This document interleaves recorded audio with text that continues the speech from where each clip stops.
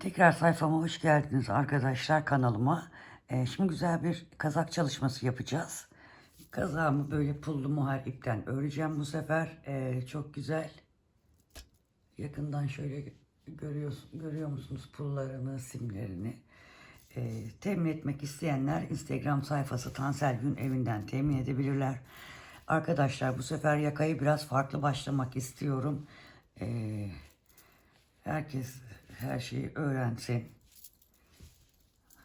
Bu hazır triko başlama tekniğinin farklı bir yöntemi. Şimdi şöyle söyleyeyim. Bunu başlarken başlayacağımız ilmeğin yarısı kadar ilmek başlayacağız. Artı bir birleştirme ilmeğimiz olacak. Ben 100 ilmekten kazağımı öreceğim. O yüzden 50 artı bir birleştirme ilmeğim. Mesela diyelim ki siz 80, yani yakayı farklı yerlerde uygularsınız diye söylüyorum. Mesela diyelim ki siz 80 ilmekten bir kazak çalışması başlayacaksınız. O zaman da yarısı 40, 40 artı 1, 41 ile başlayacaksınız. Şimdi ben 100 ile başlayacağım için yarısı 50 artı 1 ilmekle herhangi bir farklı ilmeğe ipe arkadaşlar şöyle 51 tane ilmek atacağım. Ben kazağımı 5,5 numaralı şişle öreceğim. Ancak lastik kısımlarını 5 numarayla yapacağım. Şu şekilde ilmeklerimizi 51 ilmeğimizi kısa 40 santim şişime attım.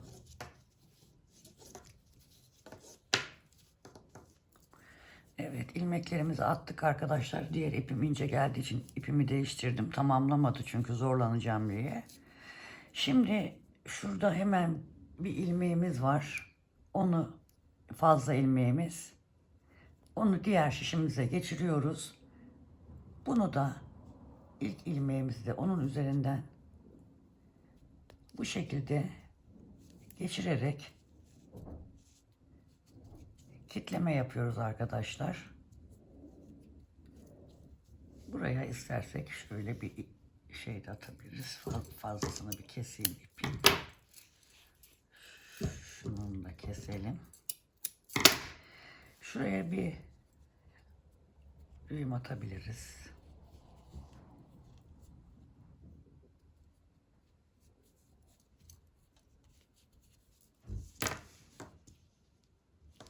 Evet. Şimdi şunu bir kenara alalım. Şimdi arkadaşlar şöyle düz olmasına dikkat edelim.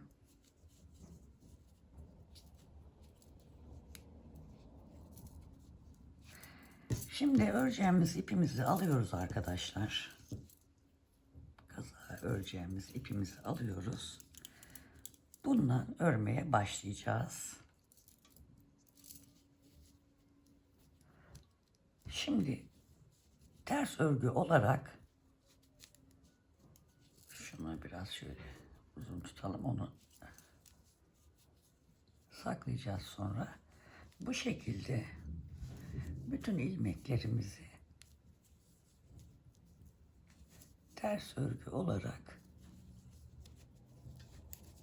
yardımcı ipimizden normal ipimize geçiriyoruz.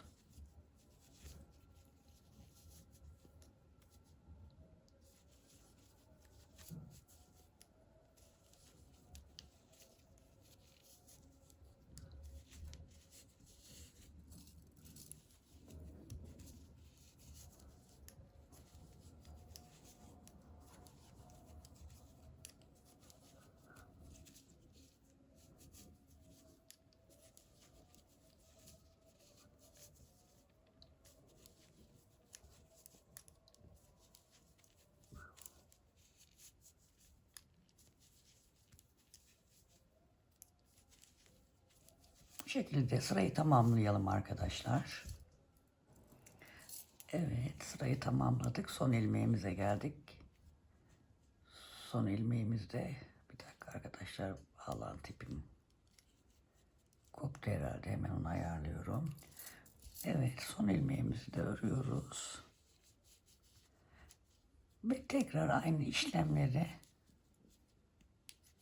bir sıra daha ters örgü olarak örüyoruz arkadaşlar.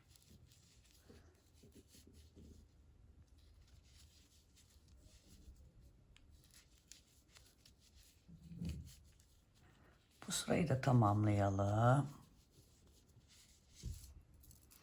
Evet, o sırayı da tamamladık arkadaşlar. Bakın burada gördüğümüz, şunu saymazsak bir diş haraşo sırası.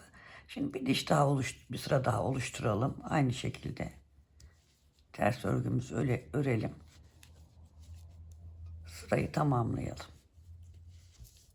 Evet arkadaşlar, şimdi tamamladık. Bakın her yerde iki diş, iki sıra ters örgü gözüküyor daha doğrusu.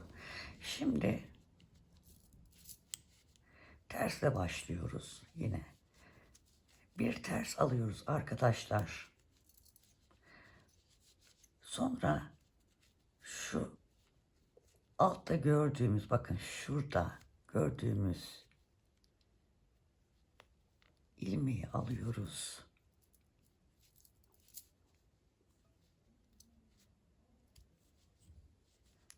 Onu düz örüyoruz. İpi kendimizden tarafa alıyoruz. Sıradaki ilmeği ters örüyoruz. Onu ben başka şişle göstereyim size. Bakın şurada. Bakın şurada. Şu ilmek var. Şunu alıyoruz. Şişimize takıyoruz. Onu düz örüyoruz. Sıradaki ilmeğimizi ters örüyoruz.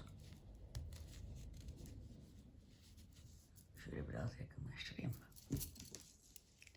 Bakın şurada aşağıda şu diğer renkle yaptığımız ilmeğin altında kendi ördüğümüz ipimiz var. Onu hemen şöyle şişimize takıyoruz. Onu düz örüyoruz. Sıradaki ilmeğimizi ters örüyoruz. Bakın şurada şu ilmeğimiz var. Onu böyle alıp şişimize takıyoruz. Onu göstermek için size öyle yapıyorum. Başka şiş yardımıyla düz örüyorum. İpi kendimden tarafa alıyorum. Bunu kendi şişteki ilmeğimi ters örüyorum. Bakın şurada altta ilmek var. Onu çıkarıyorum. Şişime takıyorum. Onu düz örüyorum arkadaşlar. Sıradaki ilmeği ters örüyorum. Buradan alıyorum. Şişime takıyorum. Düz örüyorum. Sıradaki ilmeğimi, herhalde apartmanda tadilat var, ses gelirse kusura bakmayın arkadaşlar. Ters örüyorum. Yine bakın hemen şuradan şişimi şöyle takıyorum. Bunu şu şekilde düz örüyorum.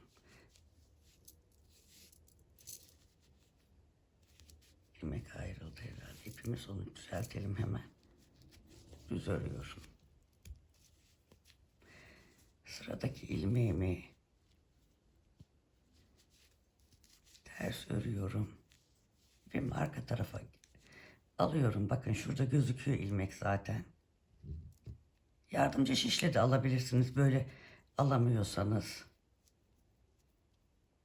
Dikkatli alalım. Şu şekilde şişimize takıyoruz. Bunu düz örüyoruz. Ters örüyoruz.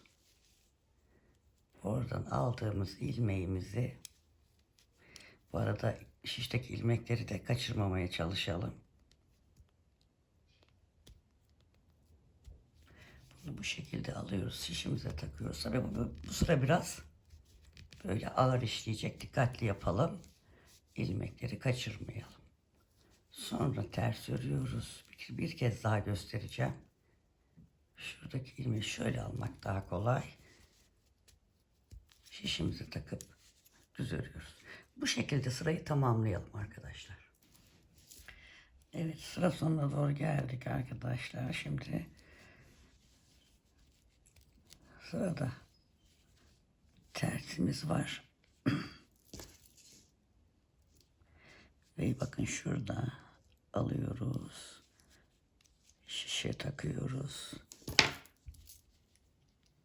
Bir tane tersle başlamıştık biliyorsunuz. Bir tane de düz yaparak sırayı tamamladık. Şimdi dilerseniz buraya şöyle sıra başını belli etmek için bir işaretleyici koyabilirsiniz. Ben koyacağım. Şimdi artık birkaç sıra böyle aynı şekilde gördüğümüz gibi tersi ters, düzü düz, tersi ters, düzü düz. Bu şekilde arkadaşlar birkaç sıra lastik örelim. Sonra ben tekrar size devamını göstereceğim.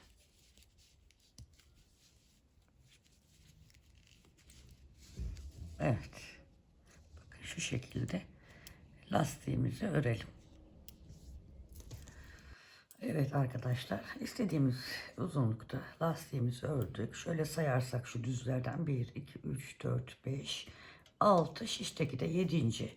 Siz isterseniz daha uzun da yapabilirsiniz. Şimdi ne yapıyoruz arkadaşlar? Şimdi bu şöyle şişimizi şöyle yapalım çıkmasın. Artık bu pembe ipi, yardımcı ipimizi çıkartacağız. Onun için de şöyle dikkatli bir şekilde kesebiliriz.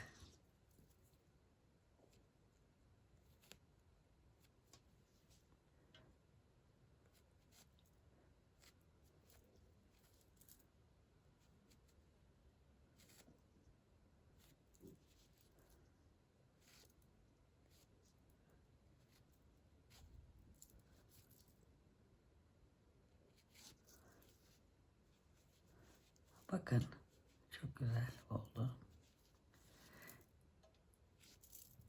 Bu şekilde bütün ipimizi fazla şey yapmadan şöyle kopartabiliriz.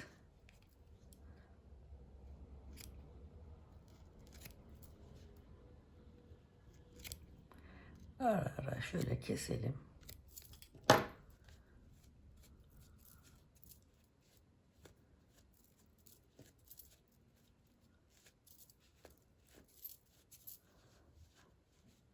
Bakın çok güzel bir başlangıç yerimiz oldu. Yaka kısmımız harika oldu. Bütün ipleri bu şekilde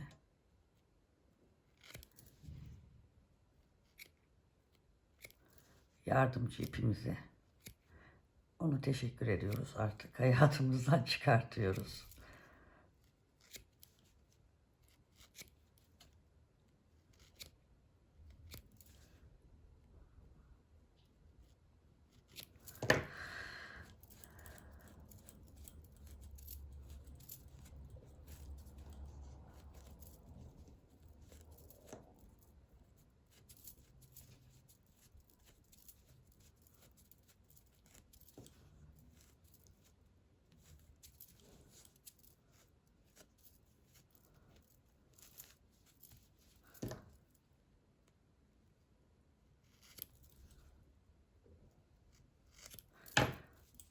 Bu şekilde hepsini temizleyelim arkadaşlar.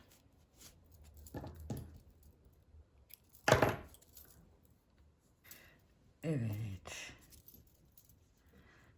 Temizledik ipimize bakın. Çok güzel bir başlangıç yerimiz oldu. Bunu bütün kazaklarda kullanabilirsiniz yaka olarak arkadaşlar. Bütün başlangıçlarda kullanabilirsiniz. Şimdi artık modelimize geçeceğiz.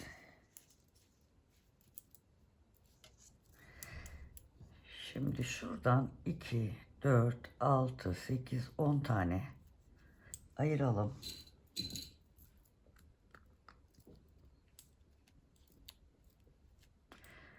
Buraya bir işaretleyici takalım. Buraya da bizim başlangıç yerimiz olacak. Sonra 2, 4, 6, 8, 10, 12, 14, 16, 18, 20, 22, 24, 26, 28, 30, 32, 34, 36, 38, 40 ilmeği ayırıyorum.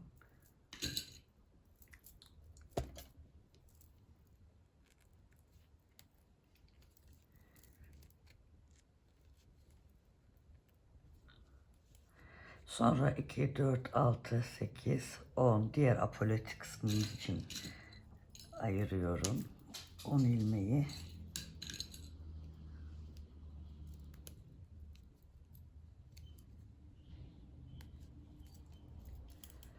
Sonra bakalım kaç kalmış. 2, 4, 6, 8, 10, 12, 14, 16, 18, 20, 22, 24, 26, 28, 30, 32, 34, 36, 38, 40 tane. Evet.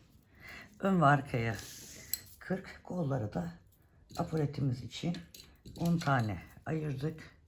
Şu başlangıç yerimiz belli olsun diye ben şuraya bir siyah takayım. Siz de istediğiniz rengi oraya takın arkadaşlar, karıştırma yapmamak için. Şimdi artık modele geçtiğimiz için şişimi de değiştireceğim. Şunu onun için şuraya takayım. İple yakaladık.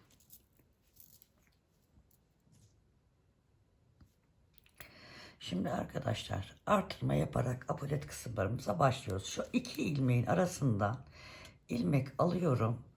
Onu bakın şu şekilde takıyorum. Şu şekilde taktım. Ve şöyle çapraz şekilde şuradan şişimi geçiriyorum. Ve düz örgü olarak örüyorum. Diğer ilmeklerim de düz örgü olacak. 1, 2, 3, 4, 5, 6, 7, 8, 9 ve 10. İşaretleyicimi şuraya geçireyim. 10 ilmeğim karışmasın. Diğerine ne yapmıştık? Şu şekil takıp şuradan yapmıştık. Bunu da buradan alıyoruz. Şişimize şu şekilde takıyoruz ve şurada giriyoruz arkadaşlar. Bu şekilde. Her işaretleyicinin arasında 10 ilmeğin her iki kenarından 10 ilmek sabit kalacak şekilde örgümüzü örüyoruz. Diğer ilmekleri düz olarak örüyoruz şu anda.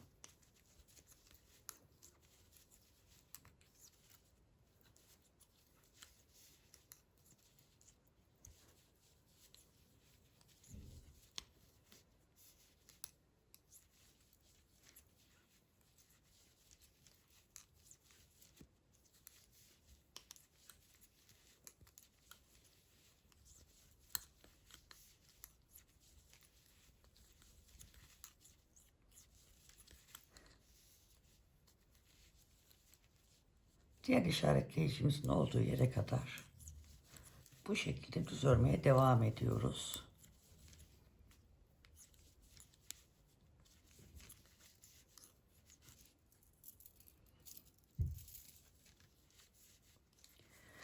Bu arada dediğim gibi ben şiş numarasını büyüttüm. Aynı numarayla da örebilirsiniz. Hiç fark etmez. Ben aslında genelde aynı numarayla örüyorum ama bu sefer yaka kısmını işte 40 santimlik şişle 5,5 numara şişim yoktu. O yüzden 5 numaralı varmış. Kısa onunla ördüm. Kısa şiş daha hani bir kolay oluyor. Şöyle öbür türlü şişmesine ikide bir çekip ilmekleri öbür öreceğimiz şişe geçirmek gerekiyor. Biraz uğraştırıyor arkadaşlar. Evet. Şimdi geldik yine. Ayracımız burada dursun. Bunu alıyoruz. Şişimize şu şekilde takıyoruz. Şurada artırmamızı yapıyoruz.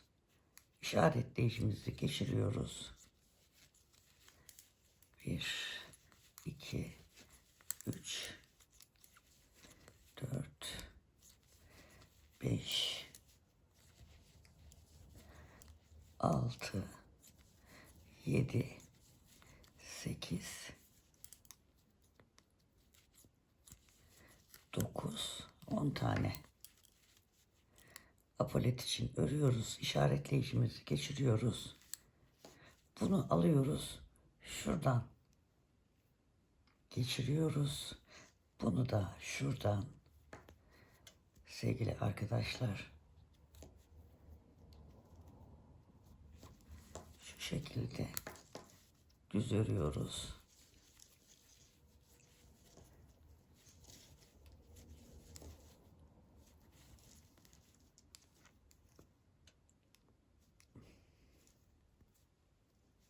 Şurada ipimiz kata ayrılmış. Evet. Diğer başlangıç yerine kadar bu şekilde düz örerek sırayımızı tamamlayalım. Evet, bakın sırayımızı tamamladık. Bu sırada artırmamızı yaptık arkadaşlar. Şimdi bu sırada hiç artırma yapmadan aslında apolet kısımlarında her sırada bir artırılıyor. Aslında biz de öyle yapalım. Her sırada bir artıralım. Şu apoletlerimiz daha belirgin olsun. Şimdi geldik arkadaşlar. İkinci sıramızdan devam edeceğiz. Evet. Şimdi ikinci sıramıza başlıyoruz. Apolet kısmında her sırada artış yapacağız arkadaşlar. Şimdi şu bizim bir önceki sırada artış yaptığımız, bakın şu işaretleyicimizi koyalım. Şu 10 sayısı hiç değişmeyecek. 10 sayısının yanından artırma yapacağız. Şimdi bu 10 ilmek tekrar bir önceki sırada yaptığımız gibi şuradan ilmeğimizi alıyoruz.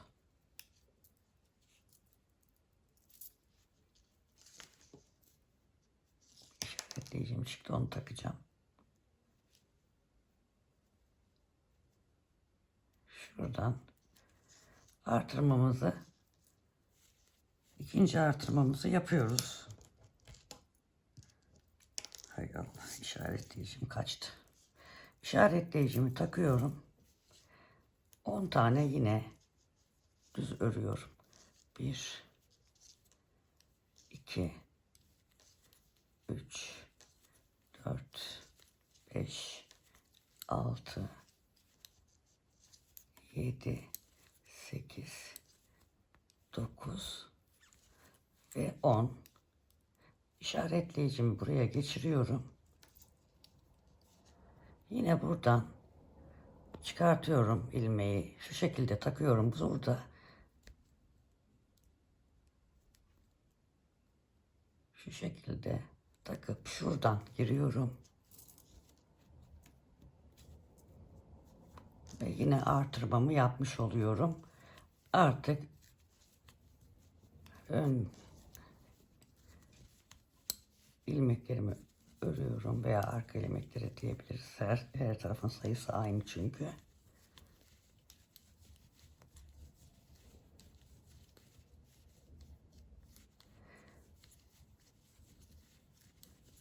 Şimdi burada da göstereyim bir defa daha. Bu şekilde 10 ilmek sabit kalmak üzere her sırada işaretleyicinin ya da 10 ilmeğin sağından ve solundan her sırada gösterdiğim gibi artırmaları yaparak en azından bir 5 santim örelim.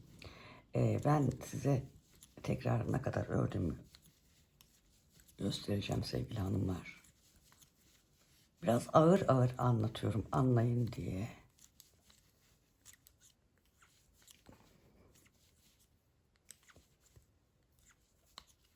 Buralar düz olduğu için hızlı geçiyorum. Şimdi şurada artırmayı tekrar bir göstereyim.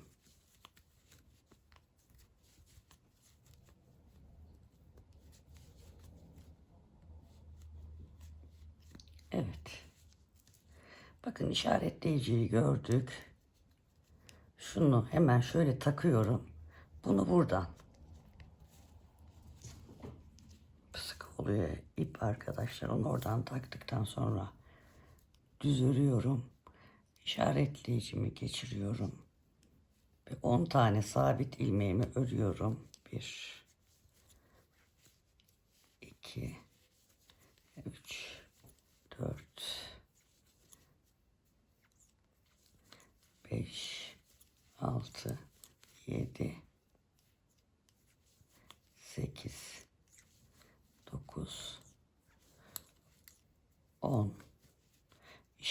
ipeycimi geçiriyorum. Yine şuradaki ilmeği arkadaşlar şu şekilde takıyorum. Bu defa şu içten giriyorum. Arkadan şişimi geçiriyorum. Artırma ilmeği olduğu için biraz sıkı oluyor. Bunları kaçırmamaya dikkat edin örerken arkadaşlar. Şöyle şu şekilde düz örüyorum ve yanındaki yine ilmekleri düz örgü olarak örmeye devam ediyorum. Bu şekilde biraz örelim. Tekrar ne kadar ördüğümü birlikte bakacağız. Evet arkadaşlar, örgümüzü epeyce ördük. Buradaki 10 ilmeğimiz sabit kaldı. 10 ilmeğimizin her iki kenarından artırma olarak yapmaya devam ettik. Santim olarak söyleyeyim arkadaşlar. Şurayı lastiğe kadar 7 santim olarak bir artırma yapmışım. Hemen şu ilmekleri bir sayayım. Önlüğümüz biliyorsunuz 40 ilmekle başlamıştık. Bakalım kaç olmuş? 2, 4, 6, 8, 10, 12, 14, 16, 18, 20, 22, 24, 26, 28, 30, 32, 34, 36, 38, 40. 40 başladığımız ilmekti. Bakalım kaç artırma yapmışız? 40, 42, 44, 46, 48, 50, 52, 54, 56, 58, 60, 62, 64, 66, 68 tane ilmeğimiz var şu anda. Yani 40 ile başlamıştık. 28 ilmek artırmışız. 28 ilmeği de her iki taraftan artırdığımız için 14 artırma yapmışız. Her iki kenardan ve 68 ilmeğe ulaşmışız arkadaşlar. Yani benim ipimle ve benim örgümle santimlerini zaten veriyorum. Şimdi şuraya baktığımızda şurası bizim göğüs bölgemizin, üst göğüs bölgemizin ölçüsü oluyor arkadaşlar. Yani ben bu kadar ördüm ama siz bu kadar örmeyebilirsiniz. Daha az veya daha çok örmüş olabilirsiniz. Şöyle şöyle bir ölçeyim. Şöyle baktığımda şöyle gerdirmeden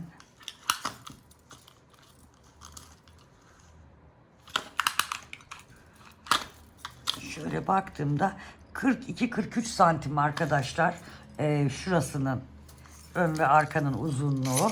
Şimdi artık buralardaki artırmayı bırakacağız. Sadece ön ve apoletlerimiz sabit ilmekti biliyorsunuz, 10-10. Şimdi ön ve arka 68 ilmek sabit kalacak. Bu 10 ilmek artacak arkadaşlar. Artık o şekilde yapacağız. Şimdi şu siyah başlangıç yerimde onu tekrar takıyorum. Artık bu taraftan değil, ayracımızın bu tarafından değil, iç tarafından artıracağız.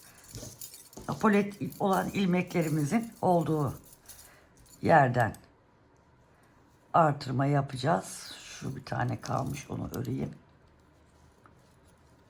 Evet. Şimdi işaretleyicimizi takıyoruz.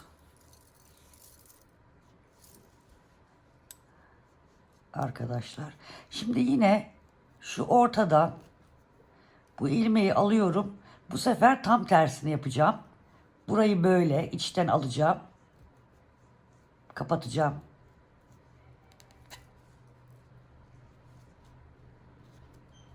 Bu şekilde artırmamı yaptım. Kol ilmeklerimi örüyorum.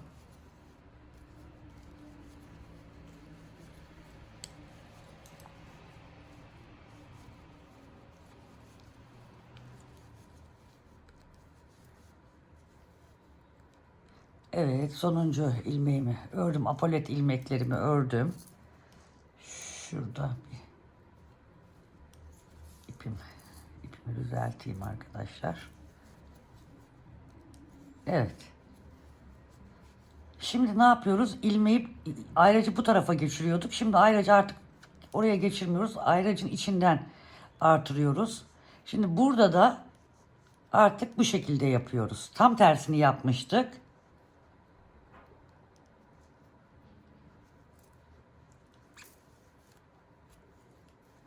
Bu şekilde yapıyoruz.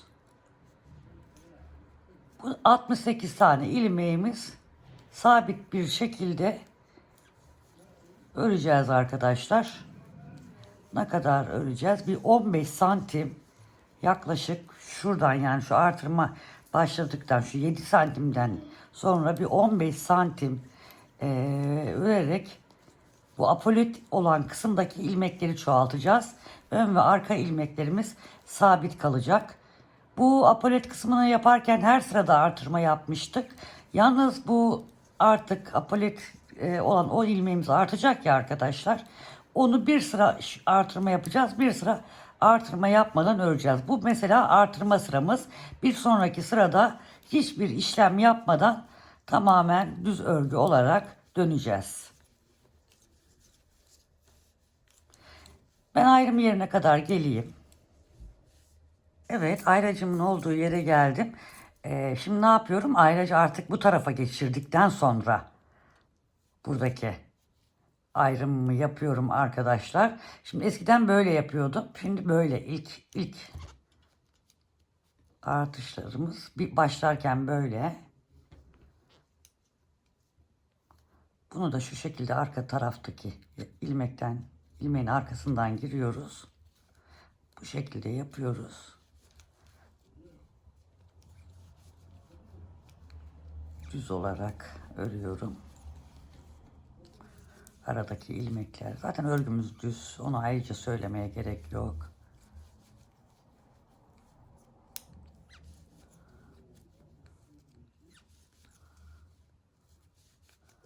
Evet.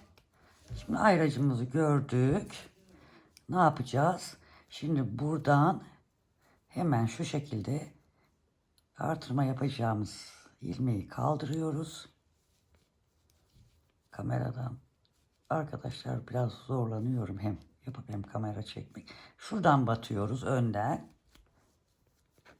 Ve şöyle artırmamızı yapıyoruz. Ayracı geçiriyoruz. Diğer ön ilmeklerimizi veya arka ilmeklerimizi eşit sayıda çünkü örüyoruz. Şimdi şuraya geldiğimizde zaten başlangıç yerimize gelmiş olacak. Arkadaşlar ben bunda kafa karışmasın diye yaka düşürme yapmadım. Yaka düşürme yapmak isteyenler yapabilir. Hatta bir sonraki videoda yaka düşürmeli de yapabiliriz. İsterseniz yaka düşürmeli yazarsınız. Yaka düşürmeli bir model daha uygulayalım. Sonra bir omuz detaylı bir videom gelecek. Takipte kalsın herkes. Abone olmayanlar abone olsun lütfen. Emeklerime saygı olsun. Ne kadar izlenip beğeni ve yorum gelirse ben o kadar motive oluyorum. Şimdi şu başlangıç yerimize gelelim ve hiç artırma yapmadan bir tur atıp tekrar başlangıç yerimize gelelim. İkinci artırmayı da tekrar göstereyim. Evet arkadaşlar, bir sırayı artırdık. Bir sırada hiç artırma yapmadan dümdüz geldik. Şimdi ikinci artırmayı da göstereyim. Yani bir kez daha göstereyim artırmayı. Pullu ipim şurada kalmış. Hemen onu bir düzelteyim. Katlı olduğu için ipim sıkıntı olmuş. Bu arada eğer oğlumun sesi geliyorsa da kusura bakmayın, o da içeride. Bir internette bir oyun oynuyor herhalde. Şimdi örüyoruz. Ayraca doğru. Bu artırma yapmadığımız sıra. Evet. Şimdi tekrar geldik artırma yapacağımız yere. Ayracımızı geçiriyoruz. Bakın buradan hemen şöyle şişimizle alalım. Şöyle geçirelim. Şuradan şöyle örelim. Sonra örmeye devam ediyoruz.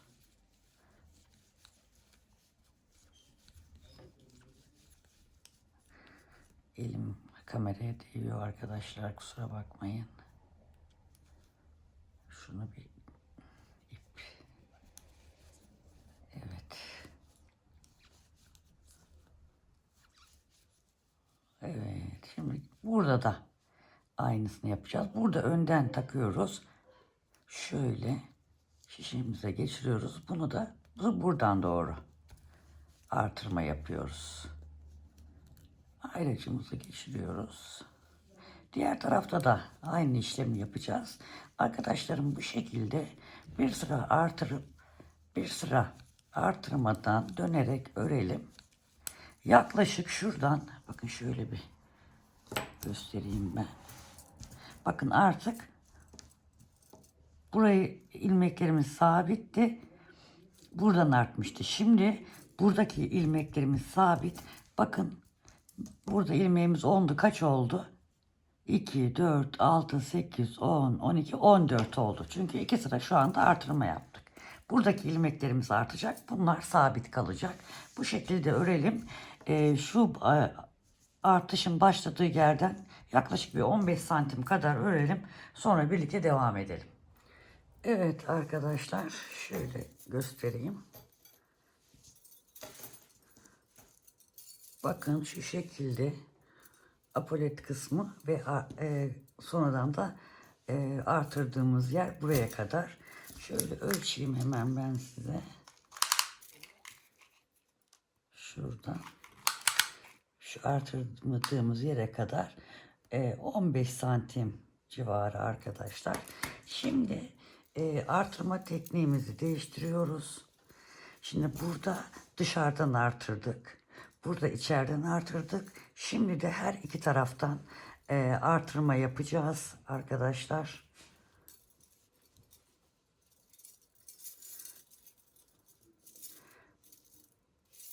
Burası bizim başlangıç sıramız olduğu için şu anda burada bir artırma iki ilmeği şuradan yapmayı düşünüyorum. Beden kısmında vereceğim. Onun için şurayı bir örelim, yani bir tur değil. Şuraya kadar gelelim. Burası başlangıç sıramız olduğu için. Şunu koyalım. Şimdi hiçbir artırma yapmadan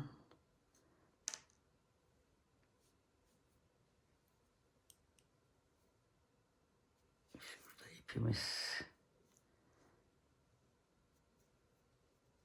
Şunu bir düzelteyim arkadaşlar. Evet. Evet, şuraya ayracımızın olduğu yer. Onu yine takayım. Şimdi ilk önce bu kol ilmeklerimizi bir örelim. Şu ayracın olduğu yere kadar gelirim. Burası başlangıç sıramız olduğu için şu anda burası bitiş de artıracağız burayı. Şimdi dümdüz yine örelim. Evet bakın. Şimdi arkadaşlar şimdi buradan artırıyorduk. Şimdi bir de buradan da artıracağız. Şimdi burada artırma şeyimizi değiştiriyoruz yine. Burada yine şu önden alacağız. Şişimize şu şekilde takacağız. Şimdi şuradan içten dışarıya doğru yapacağız. İşaretleyicimizi geçirelim. 2 ilmek roba artırım direği için verelim arkadaşlar. Buraya bir ayraç takalım. Bu iki ayracın her iki tarafından artırmalarımızı yapacağız. Şimdi şuradan ilmeğimi geçiriyorum tersten ve içten batıyorum. Bu sefer dilimin dıştan batmıştık. Artırmamı yapmış oldum arkadaşlar. Şimdi diğer ayracı kısmına kadar gidelim. Burada da bir sıra artırıp bir sıra artırmadan öreceğiz. Bu şekilde öreceğiz. Burada hem beden ilmeklerini bunu yaparak hem kol ilmeklerimizi artıracağız. Diğer ayraç yerine kadar gelelim. Evet, ön beden için ilmeklerimizi örüyoruz. Ayraçımıza doğru geliyoruz. Kola doğru geliyoruz yani. Şimdi burada iki tane ilmeği gördüğümüz zaman arkadaşlar şuradan hemen önden takıyoruz. Şişimize şu şekilde artırmamızı şuradan şu şekilde yapıyoruz. Buraya hemen bir ayraç takıyorum. Artırma yerim belli olsun diye iki tane düz ilmek örüyorum. Ayracımı geçiriyorum. Bu defa arkadan arkadaşlar ilmeği kaldırıyorum. Şişe takıp şu içten batıp artırmamı yapıyorum. Kol ilmeklerimi örüyorum şimdi. Diğer artırma ayracımıza kadar örüyorum düz olarak kol ilmeklerimi. Evet, kol ilmeklerine geliyorum. Şimdi bu artırma yerine geldik. Önden kaldırıyorum arkadaşlar. Şu şekilde takıyorum. Şuradan artırmamı yapıyorum. Ayracımı geçiriyorum. 2 tane ilmek örüyorum. Ayracımı takıp yine şu arka taraftan ipi kaldırıyorum. Şu içten giriyorum ve artırmamı yapıyorum. Şimdi arka ilmeklerimi örüyorum ve başladığım noktaya doğru düz örgü örerek ilerliyorum. Evet, başlangıç yerine doğru geldim arkadaşlar. Şimdi burada hiç artırma yapmadan şuradan koldan başlamıştık. Şimdi artırma yapacağız. Burası beden kısmımız, arka taraf. Buradan hemen şu şekilde ilmeğimizi kaldırıyoruz. Şuradan doğru içeriye girip artırmamızı yapıyoruz. Şuraya hemen bir işaretleyicimizi takıyoruz. 2 tane düz örgümüzü yapıyoruz. İşaretleyicimizi takıyoruz. Şu arkadan alıp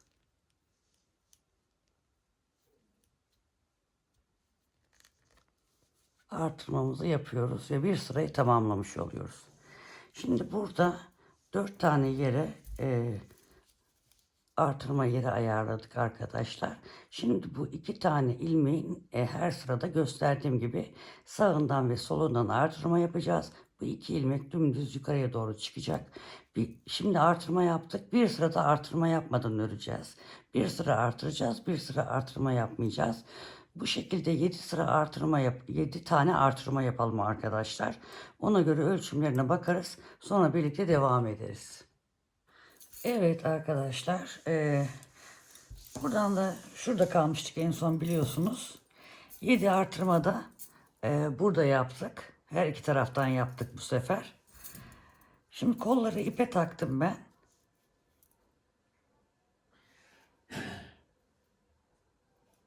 İlmeğimiz kaçmasın. Evet. Kolları ipe taktım.